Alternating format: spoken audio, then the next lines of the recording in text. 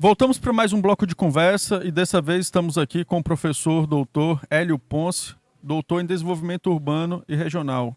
Professor Hélio, seja muito bem-vindo. E o professor aqui, gente, é porque foi meu professor mesmo, entendeu? Não é aqui só uma forma, um jargão, não, viu? Professor Hélio, prazer estar conversando contigo, revê-lo. Tava sem óculos hoje, mas consegui identificar. Eu falei, será que é o professor tal? Seja muito bem-vindo, professor. Eu que agradeço, obrigado por essa oportunidade. É um prazer também te reencontrar, foi um ótimo aluno. Ah, E, obrigado. Nessa câmera não, né? Nessa câmera não, viu? pois é, estamos aqui para contribuir, né, com esse evento. Eu estou maravilhado com as ideias, eu tive a oportunidade já de ir a algumas equipes, ver as soluções que eles estão propondo. E estou encantado e esperançoso de saírem daqui produtos reais, realmente, que podem ajudar a nossa sociedade. É o seu primeiro hackathon, professor, assim, enquanto mentor? É o meu primeiro. Eu viria como avaliador, né? Mas aconteceu um conflito de agendas. É o meu primeiro. Realmente é uma experiência bastante interessante. E o que é que te impactou ao conversar? E a gente vê que é um público bem jovem mesmo ali. Você olha para alguns rostos e fala, meu Deus, já é de maior, entendeu? Olha, primeiro assim, né? Esse é apresentado um problema real. Sim. Quando você trata de mobilidade urbana, cidades inteligentes e aplica isso ao contexto de Feira de Santana, a gente vê, e quem vive na cidade, quem vive a cidade, percebe realmente uma série de problemas reais que precisam ser resolvidos. E eu participo de muitos fóruns, muitos estudos, algumas pesquisas nessa área de desenvolvimento regional e urbano que trata especificamente sobre internet das coisas, cidades inteligentes. É, e as pessoas discutem soluções a partir de teorias, a partir de cases, a partir de exemplos, de modelos. Mas o que eu vi aqui hoje, nesse hackathon, dessas equipes, dessa galera jovem e bastante criativa, foram soluções criativas, objetivas e reais. Então, assim, eu tive a oportunidade de estar em 3 equipes e todos apresentando realmente produtos aplicáveis e viáveis, coisas que vão resolver os problemas. E, então, assim, bastante esperançoso eu estou ao ver o que estão fazendo aí. Bacana. Enquanto pesquisador e da temática do desenvolvimento urbano, até para contextualizar para quem está assistindo a gente, qual a importância de se discutir sobre mobilidade urbana e de se pensar cidades inteligentes? Porque às vezes a pessoa fica bem assim, pô, como assim uma cidade inteligente? Talvez não é um conceito que é tão difundido ainda. E E, aí a gente vê, é como se fosse, é tanta informação que às vezes a pessoa dá aquela travada. Pô, mas o que é isso de fato, entendeu?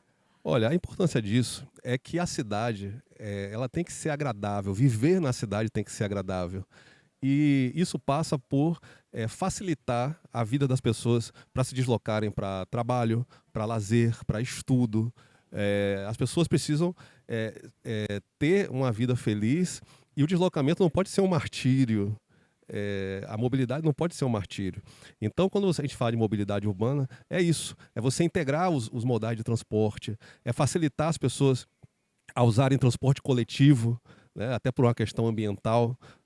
Cada um com um carro é mais carbono aí na atmosfera, e esse calor que a gente está sentindo aí não é à toa. Sim. Então, facilitar que as pessoas usem transporte coletivo. Transporte coletivo não pode ser sinal de pobreza. Transporte coletivo tem que ser sinal de cidade desenvolvida. Cidade desenvolvida não é aqui pobre tem carro, é aqui quem não é pobre usa transporte coletivo. E a gente precisa muito disso, precisa que tenhamos integração de modais, que as pessoas possam usar bicicleta, que cadeirantes tenham facilidade de utilizar o transporte, que deficientes visuais tenham facilidade. E a ideia da cidade inteligente é usar soluções tecnológicas para que tenhamos essa mobilidade acontecendo. Sim, porque muitas vezes a gente, enquanto cidadão, começa a questionar justamente quando a gente está ali no nosso carro ali ou no transporte coletivo e vê o trânsito parado ali. E aí é quando você vê a coisa de fato acontecendo ali e você começa a murmurar, reclamar e questionar. Porque quando tá tudo bem também, a gente nem se dá conta ali da importância daquela fluidez.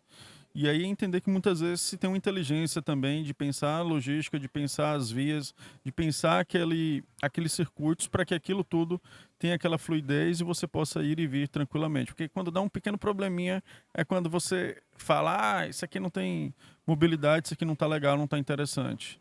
Exato. É questão de planejamento, é questão de possibilitar as pessoas usar ou não seus transportes individuais, né?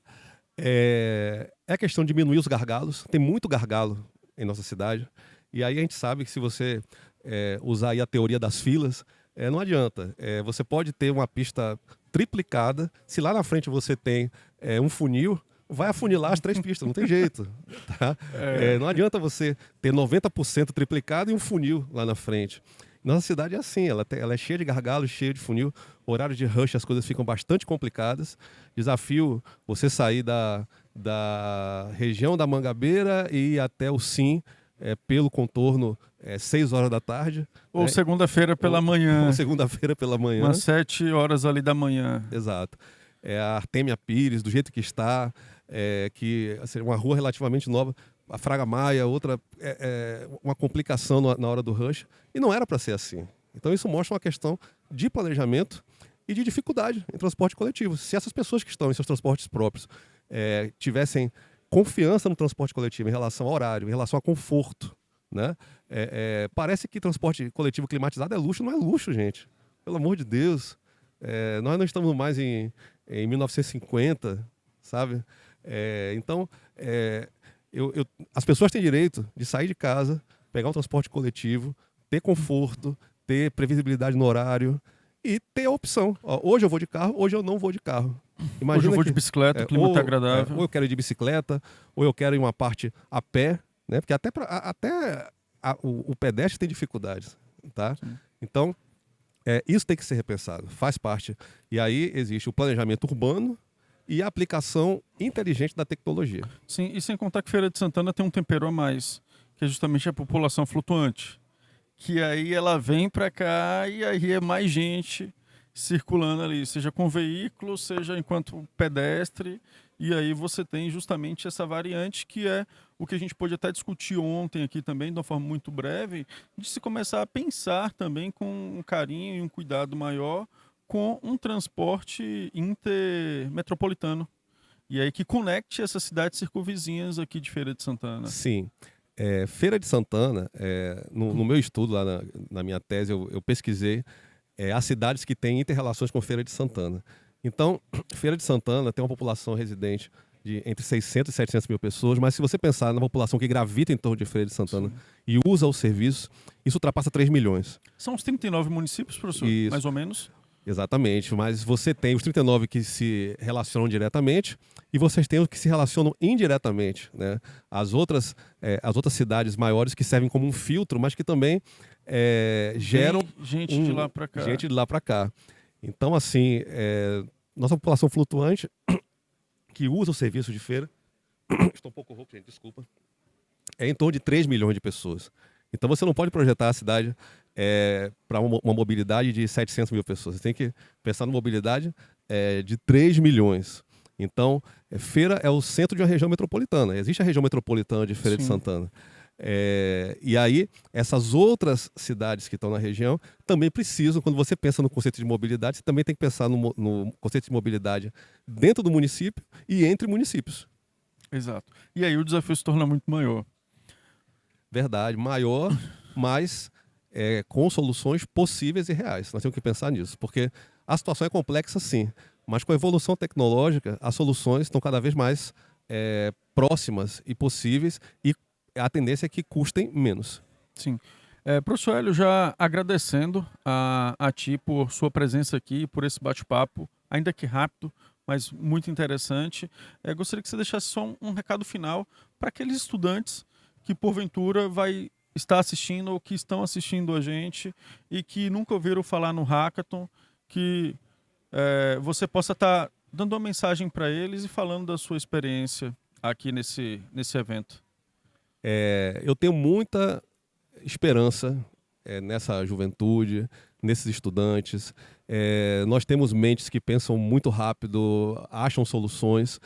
E procurem, você que é estudante universitário, estudante de nível técnico, nível básico, procurem participar dos próximos. É uma experiência interessante, é um network, é uma rede de relacionamentos que se desenvolve e a oportunidade de vocês serem protagonistas nas soluções reais das empresas, das cidades. Então é isso, tá? Eu sou da Universidade Estadual de Feira de Santana, estamos lá, a UFES também está aberta para todas e todos vocês. Um abraço. Professor Hélio, muito obrigado. Diretor, contigo.